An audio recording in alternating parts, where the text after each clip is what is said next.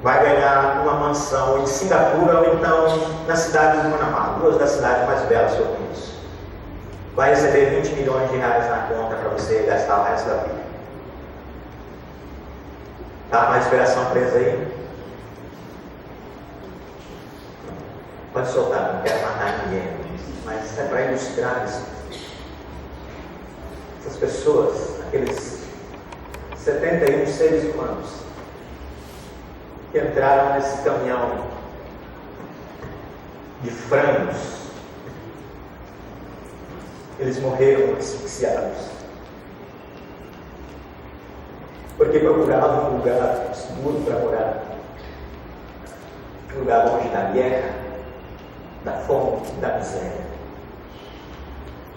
Eles encontraram a morte, nem o ar que Deus deu para todo ser humano respirar, eles tiveram direito. E a igreja e os governos estão aí celebrando. Celebrando o que, irmãos? Resultado da tragédia, 71 mortos. O pastor citou o texto aqui de manhã, Eurípides. Jesus, vendo as multidões, compadeceu-se delas, porque estavam aflitas e perdidas como ovelhas que não têm pastor. Qual é o seu olhar sobre os refugiados,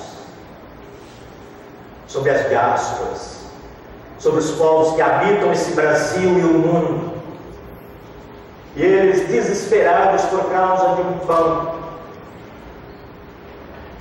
E o olhar de Jesus sobre eles e a voz dele para nós hoje é: dai-lhes vós de comer. Foi o que ele disse para os discípulos diante de uma preocupação, numa situação não tão drástica, mas que as pessoas precisavam de alimento, mas elas precisavam de um outro alimento também, não era só o pão físico. Jesus mandou que eles dessem o pão físico a elas, porque ele cuidava de dar-lhes o pão espiritual também. Jesus não olhou as pessoas apenas como corpos sem almas, nem almas sem corpos, meus irmãos. Deus se importou com as pessoas como um todo.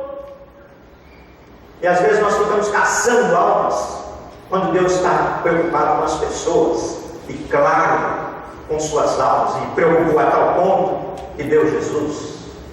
Então nós precisamos dar o pão que as pessoas precisam. Elas precisam de acolhida, precisam do Evangelho. E aqui no Brasil tem acontecido com os refugiados, especialmente lá em São Paulo, que é um esforço de algumas igrejas católicas e um pinguinho de igrejas evangélicas que estão tentando fazer alguma coisa. Mas a verdade é que muita gente está passando à beira do caminho, como os religiosos que passaram lá pelo o homem caído, lá de Lucas, na história do bom samaritano. Eles precisam de uma oportunidade, meus irmãos. Jeremias, em Lamentações capítulo 1, verso 12, ao olhar o contexto de Israel, na época que também estava em situação tão grave quanto a situação desses refugiados, ao ponto das mulheres cozerem os próprios filhos por causa da fome, um povo distante de Deus. Ele diz lá no capítulo 1, verso 12: não vos comove isto a todos vós que passais pelo caminho? Não nos comove, meus irmãos, a situação do nosso semelhante em tal realidade? Essa semana um outro fato chamou a atenção do mundo. Não sei quantos viram essa foto, que se tornou um símbolo da realidade dos refugiados hoje. Mais uma dessas embarcações naufragou lá na Grécia também, no norte, na Macedônia. E aí está um paramilitar e a criancinha de 3 anos, irmãos, debruçada, morta na praia. Eu me lembro quando meu filho tinha uns 6, 7 anos, nós estávamos numa praia no estado de São Paulo. com primos, etc., lá em Ilha Comprida, ali de São Paulo, Paraná. E aquela multidão de gente, de repente eu procurei meu filho e não encontrei. Foi um momento muito angustioso para mim. Eu olhava tentando encontrar meu filho na multidão e ao mesmo tempo olhava nas ondas para ver se ele não estava boiando por lá. Que angústia!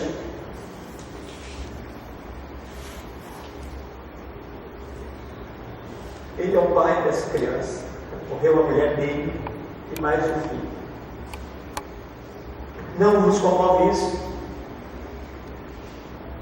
Tem uma música que geralmente se canta em conferências missionárias, muito bonita por sinal, triste, claro, fala dos homens com tanto poder, mas nenhum coração. Aí estão os 7 países mais ricos do mundo reunidos. Enquanto esses gemem e gritam, eles celebram. Reunião lá na Alemanha, reunião dos BRICS. Então, enquanto eles celebram, outros gritam e gemem. Mas está a sede da ONU, que é para resolver os problemas da humanidade.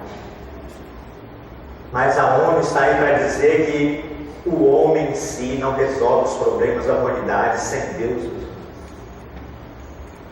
sem temor de Deus. É só blá. E a igreja? A gente olha para a ONU, aquela coisa pomposa. E as igrejas? Isso aqui é no Brasil. Isso aqui é no Brasil. Essa parece que é nos Estados Unidos, eu não me lembro onde foi. Aqui no Brasil, essa aqui não, mas aqui é no Brasil. E a igreja? Como diria o pastor Gerson Rocha, ele pregou uma mensagem chamada Comparando a Igreja com Eglon. Eglon é uma história que está lá no livro de Reis, que é um rei que sentia de obesidade mórbida. E parece muito com a igreja, em alguns contextos, sofrendo da síndrome de Eglon, celebrando e engordando, enquanto muitos estão morrendo por falta de conhecimento de Cristo. Essa pessoa aqui eu não sei quem é, mas ela disse o seguinte, a Cesarina Almeida: é preciso que mudemos nossos comportamentos e percebamos que o mundo do qual fazemos parte é de todos e que somos muito pequenos diante de tantos planetas. É preciso conscientizar as outras pessoas e a nós mesmos de que todos têm direito à vida e à dignidade. Somos uma única espécie de seres humanos, e eu acrescentaria um monte de outras coisas aí. Que somos amados por Deus, e Deus não tem nenhum prazer em ver a humanidade em tal situação. Isso é consequência da rebelião do homem contra Deus, meus irmãos. E a igreja não pode ficar passiva diante de tal situação, engordando. Ontem eu dei um exemplo de uma igreja que eu não falei mais coisas por falta de tempo e que o público também não me permitia, mas deixa eu te falar uma coisa. Aquela igreja é uma igreja batista. O pastor, sabe quanto ganha? 90 mil reais por ano ou por mês. O pastor Domiciano ficava meio chateado, porque o pastor Domiciano só ganha 89, o pastor ganha 90. O pastor é um funcionário público que tem o mais alto salário, ganha os seus 30 mil como funcionário público, e a igreja paga mais 60 para ele. A igreja de 4.500 membros. Não sabe o que é enviar um missionário. Aliás, tem um missionário lá nessa igreja que eu conheço. Sabe por qual igreja que ele é sustentado? Pela igreja presbiteriana. Então tem muita igreja engordando, sofrendo da síndrome de Eglon. Eu não vou falar desses textos, mas estão aí textos que nos levam à reflexão sobre a situação das pessoas que precisam de Cristo.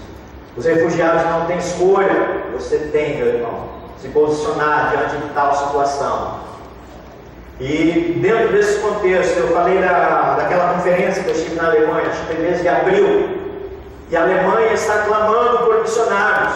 Lá foi um grande centro de missões, mas hoje eles estão precisando de missionários, tanto para revitalizar a igreja alemã, quanto para atender esses refugiados que têm chegado lá na Alemanha. E a maioria está chegando na Itália. Mas a Alemanha tem portas abertas para missionários brasileiros. Pelo menos 3 organizações com as quais eu conversei lá estão dispostas a receber missionários para evangelizar, para cuidar desses refugiados. Eu tenho um grito da Guiné-Bissau. Guiné-Bissau é um país na costa da África Ocidental. Eu tenho essa roupa aqui, é da Guiné-Bissau. E lá nós estamos numa corrida há muito tempo. Guiné-Bissau é um país como o Brasil, com muitos contrastes. A diferença é que o Brasil é a 7ª economia do mundo. A Guiné-Bissau é o 6º país mais pobre do mundo. Mas ali nós temos um grande desafio. Deixa eu dar uma corrida aqui, porque o pastor já vai me puxar o casaco. Nós ainda temos uma porta aberta na Guiné-Bissau. Esse pastor aí, é o pastor Joaquim é muito meu amigo, estudou aqui no Brasil, fez curso da LEM. E uma noite lá ele me chamou para conversar e ele me disse: Pastor Alcântara, a igreja brasileira tem uma grande responsabilidade aqui. A igreja brasileira sempre teve portas abertas, mas a Guiné-Bissau encaminha-se para se tornar uma república islâmica. E se a Guiné-Bissau se tornar uma república islâmica, será culpa da igreja brasileira que não aproveitou as oportunidades que teve aqui. Que coisa, meus irmãos. Deixa eu correr. São as tabancas lá, eles fazem a casa para morar e fazem a casinha para os espíritos, para oferecer os sacrifícios. Está na hora de parar, pastor? Eu só parei na introdução, eu fiz a introdução. Um dia eu volto para terminar. Mais um desafio lá. Esse pastor, ele fundou o que ele chama de Desafio Jovem da Guiné-Bissau. Ele fez uma casa para acolher drogados e pessoas com problemas, pequenos problemas mentais que são rejeitados pela sociedade lá. E a situação, meus irmãos, é crítica. É um lugar que eu não tirei foto dos quartos para não chocar os irmãos, mas não tem sequer uma cozinha para fazer a comida para essas pessoas. Ele tem um coração grande, muito boa vontade, mas não tem os meios, não tem os recursos. E a igreja brasileira tem tanta coisa. Pensando na situação aqui no Brasil, nós temos a realidade dos quilombolas que precisam ouvir o Evangelho. Há pelo menos 3.000 comunidades quilombolas no Brasil. Tem um menino lá em Brasília que está fazendo uma pesquisa que já chegou a 5.300. A maioria desses quilombos estão aqui na Bahia e no Maranhão. Na Bahia há pelo menos 600 quilombos.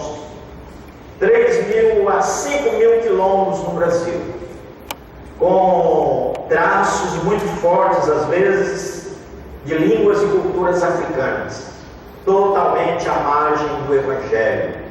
Pouquíssimas igrejas têm preocupado em pregar para essas pessoas. Não vou falar sobre esses, mas é um gráfico aí que mostra. Esse é um dos que aponta a Bahia como um grande centro onde persistem os quilombos. Tem um trabalho aqui, quem quiser ler sobre isso, uma professora aqui da Universidade Federal da Bahia, Ieda Pessoa Castro. A tese de doutorado dela foi sobre os falares africanos no Brasil. e ela mostra como o eixo Bahia, Minas, São Paulo, onde há uma presença muito forte desses traços africanos nesses quilômetros. Um outro desafio que nós temos são os ciganos brasileiros. Os ciganos, meus irmãos, é um povo com a sua cultura própria. Provavelmente eles vieram da Índia, passaram pela Europa, especialmente pela Romênia. Foram caçados como animais na Alemanha e em outros países também da Europa, como Portugal, Itália. Chegaram aqui ao Brasil e são discriminados, muito discriminados. E como consequência disso, ficaram à margem do Evangelho. A igreja esqueceu que eles são almas preciosas pelas quais Jesus morreu. Mas alguns têm se lembrado deles, que eu ouvi com alegria aqui nessa manhã que tem alguém que está se envolvendo.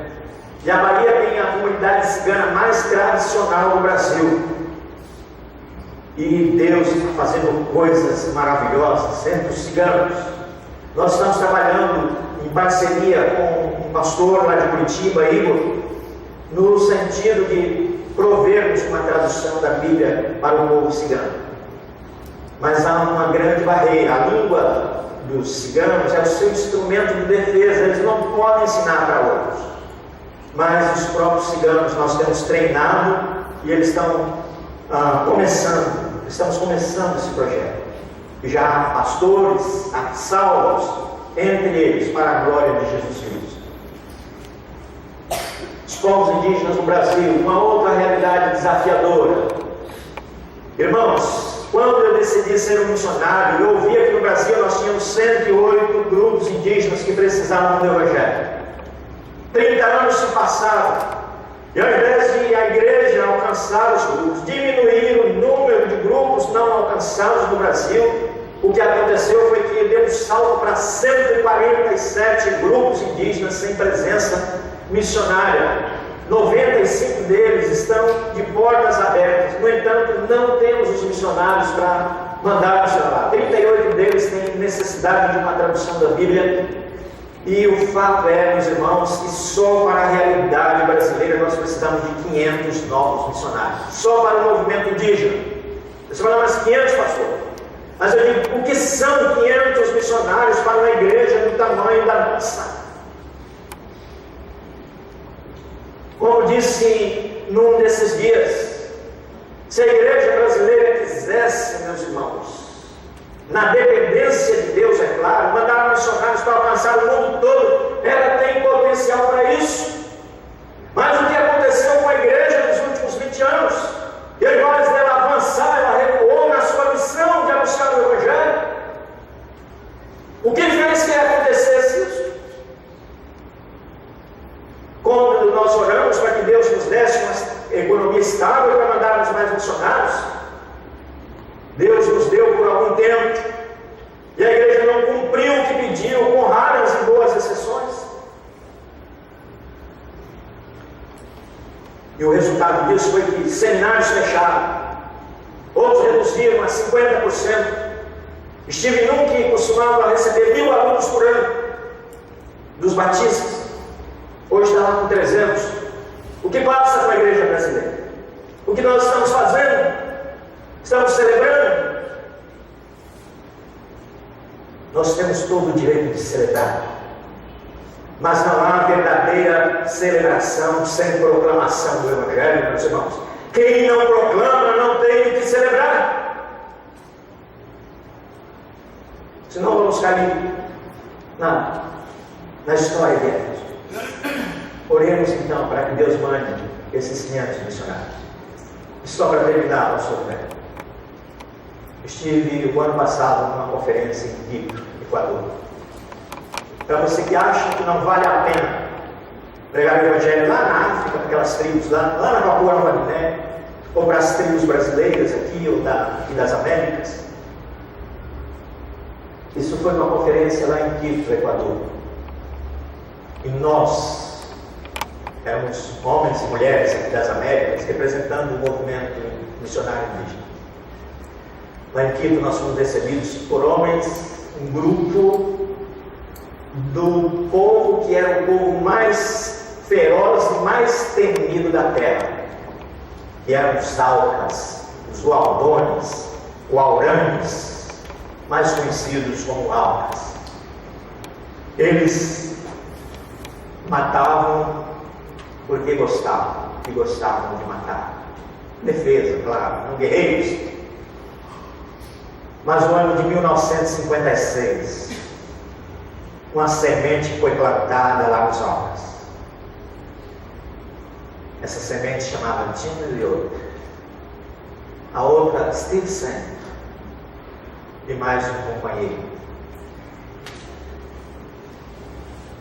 Eles eram ex-soldados na Segunda Guerra Mundial.